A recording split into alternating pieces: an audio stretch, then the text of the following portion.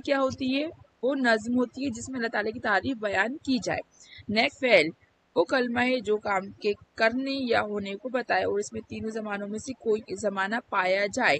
فعل مطلب ہوتی ہے ورب، جس میں ہمیں کسی کام کا ہونا یا کرنا پتہ چلے نا، ورب کہلاتا ہے۔ اسی طرح اس کو ہم اردو میں کہہ دیتے ہیں فعل۔ تو وہ کلمہ ہے جو کام کرنے یا خوبی یا خامی کو بیان کرے، جیسے نیک آدمی، ظالم بادشاہ، خوب ضمیر۔ اب ضمیر کیا ہوتا ہے؟ وہ لفظ جو اسم کی جگہ استعمال ہو ضمیر کہلاتا ہے، جیسے کہ ناؤن کی جگہ پہ جو ورڈ یوز ہوتا ہے وہ کیا کہلاتا ہے؟ پرونر ہے، اور ورب ہماری فعل ہو گئے، ٹھیک ہے۔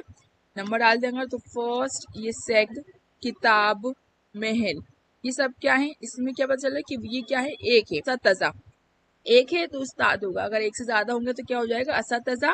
کتاب کا جب ٹیچر، اور اساتذہ مطلب اس سے زیادہ، کتاب کا کتب، محل کا محلات۔ یہ 2024